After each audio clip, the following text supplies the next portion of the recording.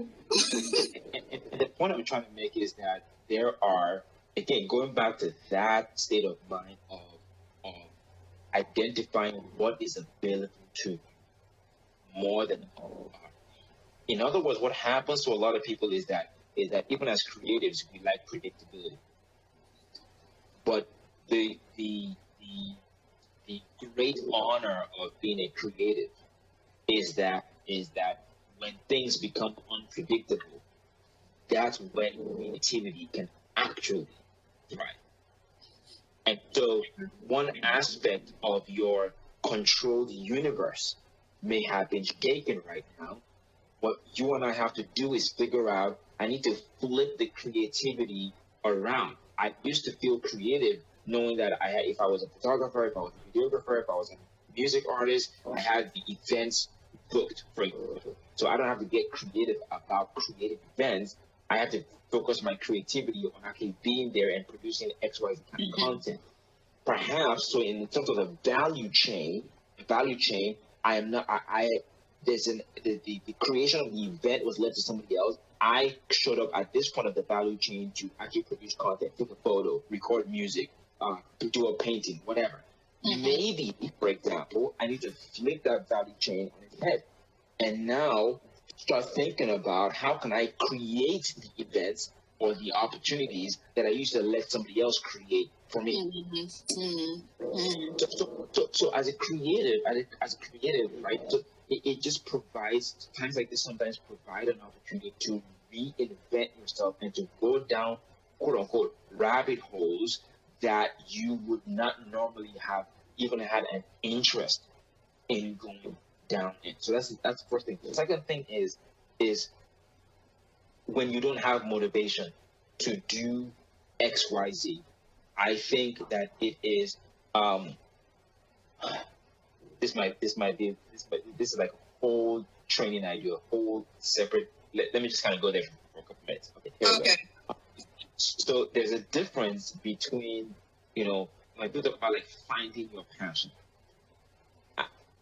I think that's a little dangerous. The sentence itself, there's nothing wrong with it. Right? But I think that what people do is they're on a journey to find a destiny. Like, oh wow, this is my passion.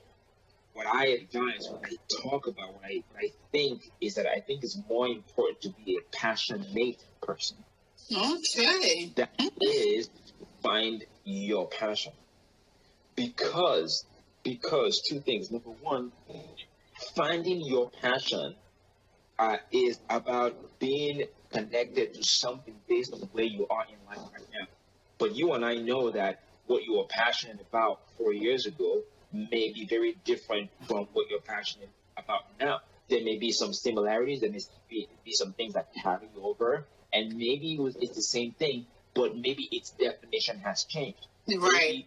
Or maybe you thought maybe you were a graphic artist, but now it's like you are a content creator that has graphic design as an element of that, right? And so when it comes to motivation, I think that once you're able to really think of yourself as a motivated person or as a passionate person, then you're able to find motivation to do something, even though you're losing motivation to do the thing that you were doing before. I don't have motivation to write right now, but because I'm a motivated person, I'm going to channel some of that energy into doing something else because I'm a motivated person. So sometimes a work on ourselves in general, as opposed to trying to like be in that.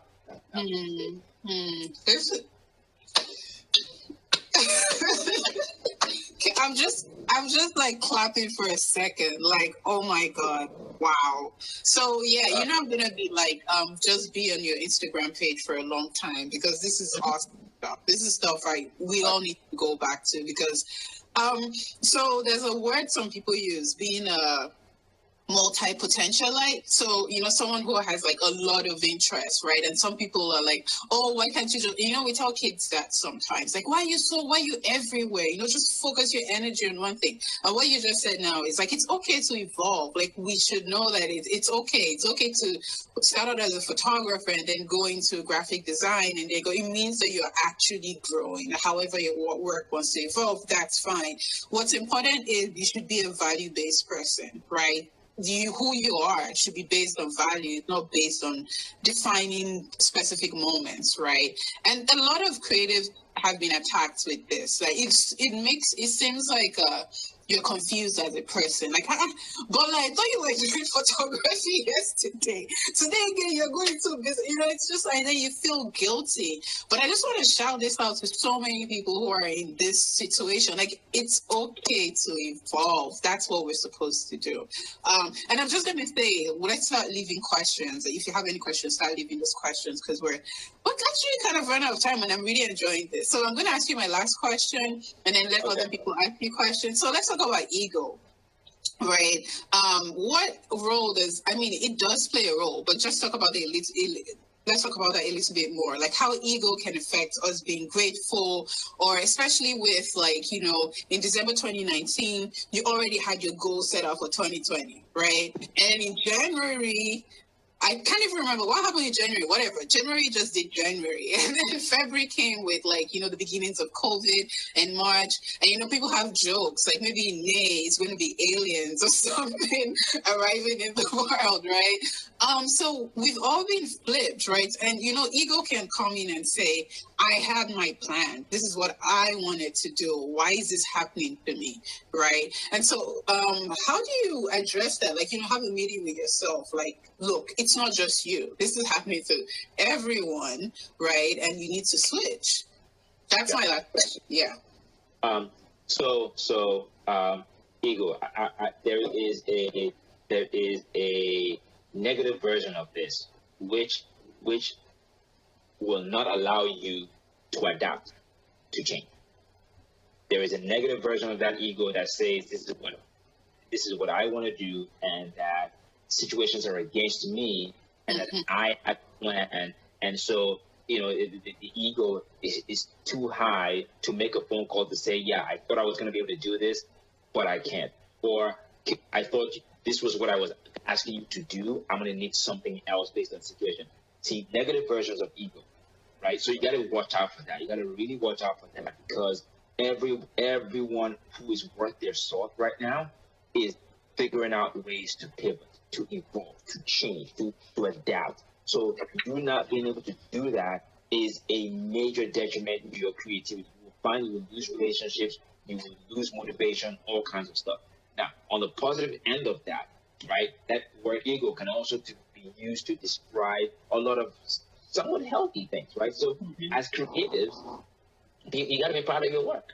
Of course. Like it's that, from that space of what we call ego, where creative work come through. Yeah, I don't want to be like everybody else. I don't want to paint like everybody else. I don't want to create music like everybody else. I don't want to take photos like everybody else. I'm going to spend an extra 3 hours just to edit this photo, because when I put it on the ground, it's going to blow up the internet. Like that part is healthy, and so we want to continue to do that. Don't think, because it's we don't want to stifle that part of ourselves that says God has made me a unique person and has given me a very unique perspective, and that unique perspective he has not given anybody else. If I can just tap into that, my voice, my perspective, the way I do things, you cannot duplicate it. And that's the same thing for everybody on here and beyond. So it's just a matter of figuring out, like, what version of ego am I on right now? Am I on, like, feeling like too prideful, too egotistical to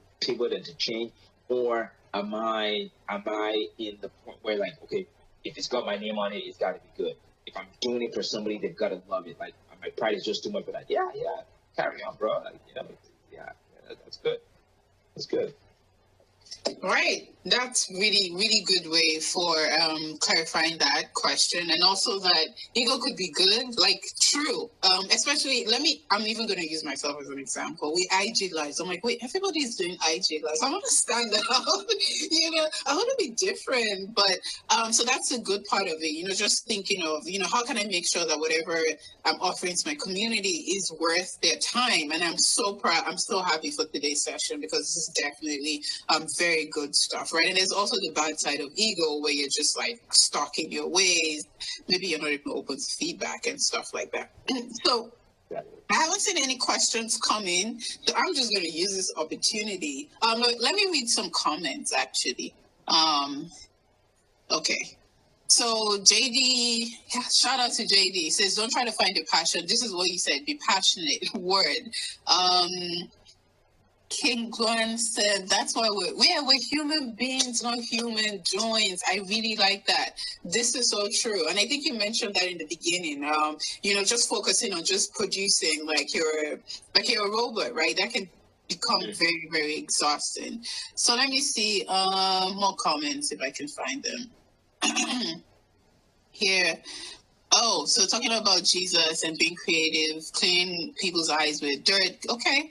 Good one.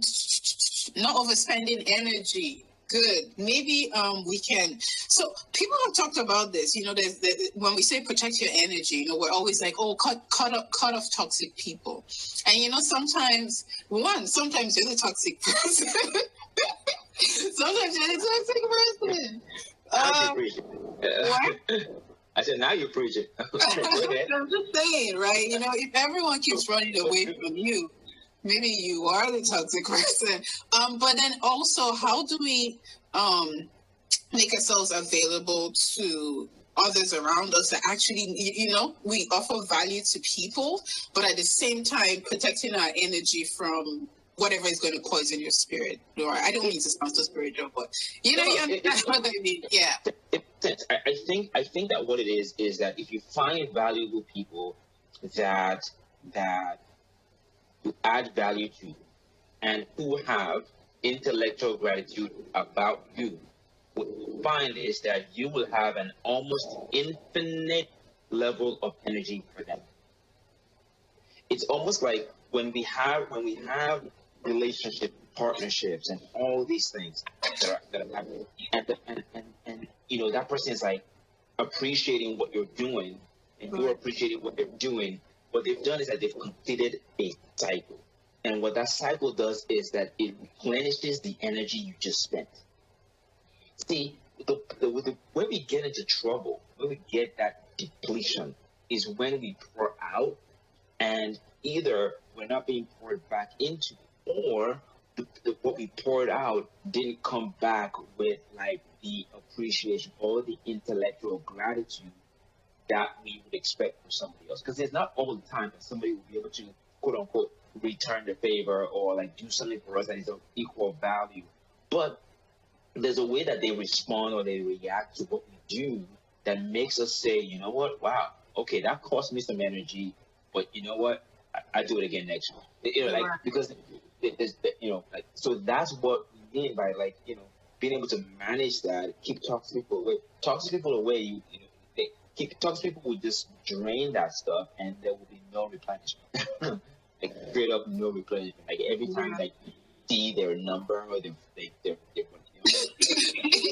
like, I'm not here. I just see. Can't. So yeah. Cool. Thank you very much. I appreciate you so much for coming on. How can we find you? So anyone who wants to follow you on Instagram or Twitter, sure. Yeah. Sure. So on Instagram, Tobi Atte, that's TOBI.